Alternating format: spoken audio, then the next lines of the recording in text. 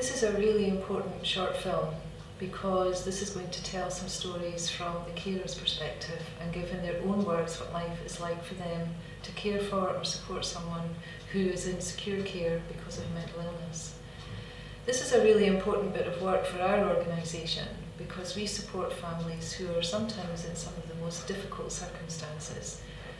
Supporting anyone with any kind of mental illness is really difficult because it can be quite unpredictable, it can be episodic. People can hit crisis when they least expect it. But for this group of families in Scotland who are called, or we call them shorthand, forensic mental health carers, life is particularly difficult because their relative is in care because of something traumatic that's happened to them. And it doesn't just happen to the individual, but it happens to the whole family, so the whole family is affected. Hearing stories from the carer's own perspective is really important because we believe that sometimes service providers, statutory providers and people in the government, policy makers, they don't really understand what life is like. We know that carers have rights, but sometimes carers don't know what those rights are. And when we talk to people who deliver services in the health service and when we talk to politicians, everybody's very compassionate and everybody cares, but they don't really understand what life is like. So sometimes what carers need is not provided. And that's what we're trying to change. Attitudes are quite difficult because sometimes for this particular group of carers, people in the NHS think that the person is in care, so therefore the impact on the family is less. But in fact the impact on the family is still huge. They're seeing their relative being cared for miles away from home in quite regulated surroundings with so many restrictions on the whole family that it really is very difficult and very stressful. And that's the message we need to get across. Families need support. They need support to understand what's happening. They need to understand the system. They need help to understand the regulations and the legislation and what happens when somebody's being reviewed or stepped down. And family members also need practical help. They need help to get to appointments. They need the appointments to be at times when they can manage to travel. It can cost a lot of money for families to visit relatives who are being cared for far away from home.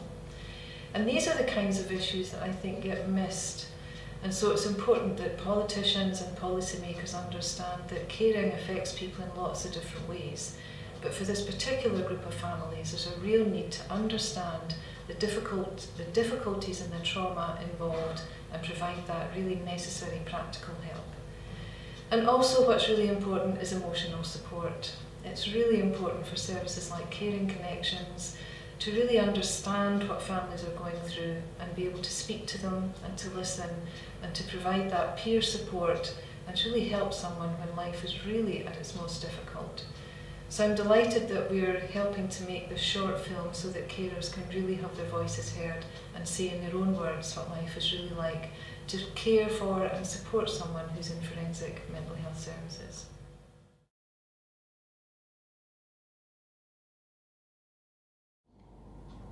When I realised there was a problem with my loved one, I tried on many occasions to get help, but it was a long time coming. People I approached didn't quite understand. I myself didn't quite know what it was I needed to do in order to get help. I felt that I wasn't being listened to. Professionals would say that it was me who was being overly cautious and that there was nothing wrong with my loved one. And I was just overreacting. The time that stood out for me was when I took him to see a psychiatrist and he said there was nothing wrong. I felt so frightened and so disappointed because as the closest person to him, I knew something was wrong. At this point, he had assaulted me again. He was doing so on a regular basis and had become pretty violent. Sometimes I ask myself whether the GPs and other health professionals ought to have disclosed or reported the numerous visits I had to them whilst covered in bruises, both physically and mentally. It wasn't the case of me not telling them what had happened. Maybe It's because we were both registered at the same practice. Maybe they thought they couldn't report anything to anyone. But this went on for several years, with my loved one in and out of prison for assaulting me. The second time he was in prison after hospitalizing me, he served 9 months. And still, his mental health issues were not being picked up on. I was still not getting the support that I needed. I remember lying in the hospital feeling so scared, not just for myself, but I was scared both for my loved one and of my loved one. During his third time in prison, it was eventually recognised that he was indeed mentally unwell, and he was transferred to a medium secure unit. But this was done without my knowledge. I felt lost and helpless. Imagine not knowing where your loved one is. After doing some detective work with my friend, I finally found out where my loved one was, and I went to visit him in the hospital. But I didn't quite recognise him. He was very unwell, aggressive, and in a really bad way. He had to be taken away, and I was left feeling just so upset and distraught. I want to say something positive here. The person who was supervising the visit, a lady I remember, was so supportive and compassionate towards me. She spent time with me, she sat me down, calmed me down, spoke with me and listened. And that kindness has stayed with me to this day. She was the first person to affirm to me what I had known for a long time and had been trying to communicate for years, but no one had listened. This was the first time that I felt heard. Now, obviously, the hospital's first priority has to be the patient, and my loved one had told them that he wanted nothing to do with me, which of course meant that I was given virtually no information about my loved one.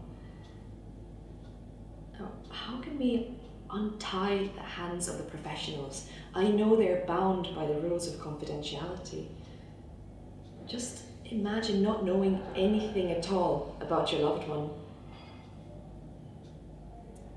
When professionals don't get involved, families can feel that they have to hide what's going on. They have to put on a brave face.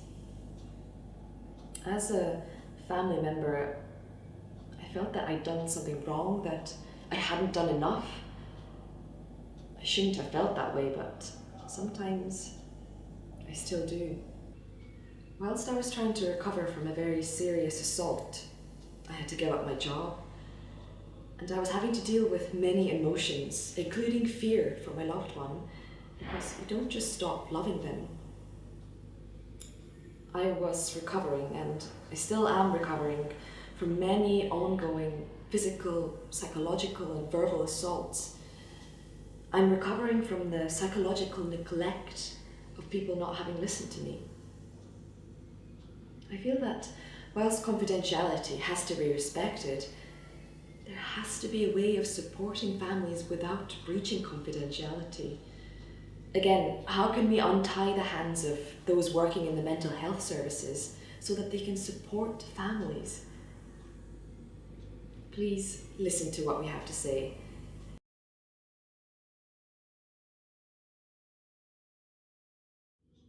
It would have made a difference if I were able to put faces to names, to feel part of his care, to be involved, and most importantly, it would mean that I could reassure my son.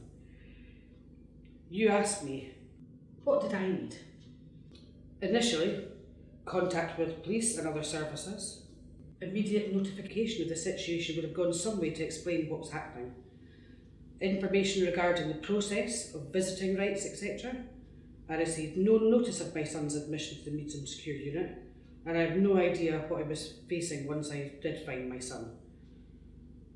If someone could have taken me aside to explain the whole setup to me, and what was likely to happen and when, because I did not have this information, I was not able to reassure my son. If I had been further away from my son, I would have required information in advance about the secure unit, how to get there and what to expect.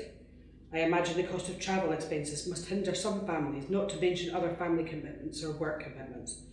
This must make it more difficult for people who live further away from forensic units. What forensic carers need is a specific person to whom they can turn to for information and support with all of the above. If there is no one available in a certain place, then I would need to be supported to contact someone who could help. As well as all of the things associated with the forensic services, it would have helped a lot if I had been involved at all levels in the care and support of my son, especially during his periods of rehab. He was discharged a few years ago now, and I'm happy to say that with the continued support in the community, he is still under a CTO. Things are much better now. Thanks to the support he finally received, he now has his own tenancy and works as a volunteer most days of the week. If I were to be involved in a police incident, not only would I be given an incident number, but the number of victim support. Something as automatic as this should be in place for families involved in the forensic mental health services. I myself, as a carer, still receive support from Carer Support Worker, and I find I'm only just beginning my own journey of recovery thanks to the support of the project.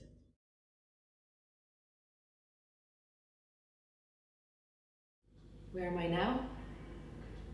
Well, whilst I was attending a carer organisation, I was eventually directed to Caring Connections, an organisation set up by Support in Mind Scotland to help the families of those in forensic mental health services. From that first initial contact, I instantly felt listened to. I felt something different. Somebody had returned my phone call. I felt connected. Caring Connections gave me immediate hope as an appointment was set up to meet face to face. And over the last 2 years, I have felt listened to, I have felt heard, and I found myself again. I would have liked to have had the opportunity to speak to someone who is impartial and independent throughout my ordeal. My ordeal began a long time ago.